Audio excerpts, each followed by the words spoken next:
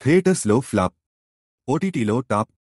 ట్రెండింగ్లో దూసుకుపోతున్న latest crazy movie. ఇటీవల కాలంలో ఓటీటీలో బోల్డ్, రొమాంటిక్, మిస్టరీ, సస్పెన్స్ చిత్రాలు దూసుకుపోతున్న సంగతి తెలిసిందే. థియేటర్లలో మిశ్రమ స్పందన అందుకున్న పలు చిత్రాలకు డిజిటల్ ప్లాట్ఫామ్పై మంచి రెస్పాన్స్ వస్తుంది.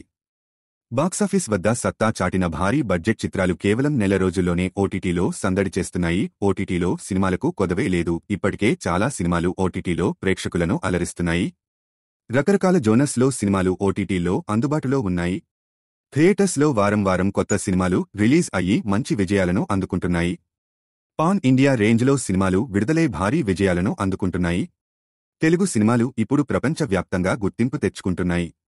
1000 కోట్లకు పైగా వసూలు చేసి నయా రికార్డ్స్ క్రియేట్ చేస్తున్నాయి. అలాగే ఓటీటీలోనూ సినిమాలు అదరగొడుతున్నాయి.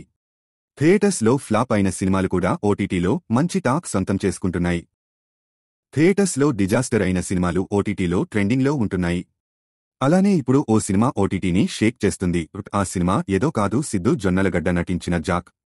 తెలుగు సినిమాలు ఇప్పుడు ప్రపంచవ్యాప్తంగా గుర్తింపు తెచ్చుకుంటున్నాయి. సిద్ధార్థ్ జొన్నలగడ్డ ఒక భారతీయ నటుడు మరియు స్క్రీన్ రైటర్. ప్రధానంగా తెలుగు సినిమాలలో తన రచనలకు ప్రసిద్ధి చెందాడు. అతను జోష్తో మరియు తమిళంలో వల్లినంతో అరంగేట్రం చేశాడు.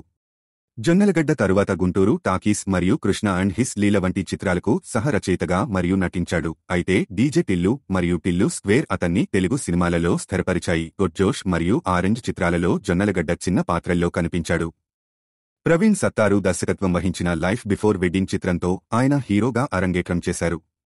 ఆ తర్వాత శివ బాలాజీతో కలిసి నటించిన విడుదల కాని చిత్రం జగమే మాయ, తమిళ చిత్రం వల్లినం బాయ్ మీట్స్ గర్ల్ మరియు ఐస్ క్రీం 2 చిత్రాలలో పనిచేశారు. టిల్లు స్క్వేర్ వంటి బ్లాక్ బస్టర్ మూవీ తర్వాత సిద్ధు జొన్నలగడ్డ హీరోగా నటించిన చిత్రం జాక్.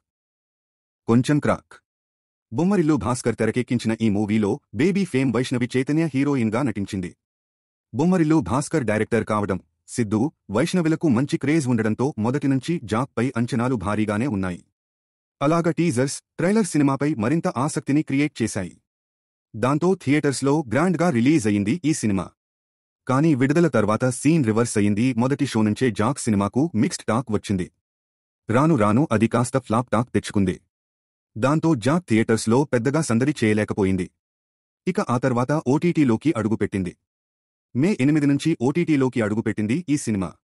ఓటీటీలో జాక్ సినిమాకు మంచి రెస్పాన్స్ వస్తుంది. ప్రముఖ ఓటీటీ నెట్ఫ్లిక్స్లో ఈ సినిమా స్ట్రీమింగ్ అవుతుంది. కాగా ఓటీటీలో జాక్ మూవీ దూసుకుపోతుంది. ఈ సినిమా ఇప్పుడు టాప్లో ట్రెండ్ అవుతుంది. నెట్ఫ్లిక్స్లో ట్రెండింగ్లో టాప్ 2లో ఉంది జాక్ సినిమా.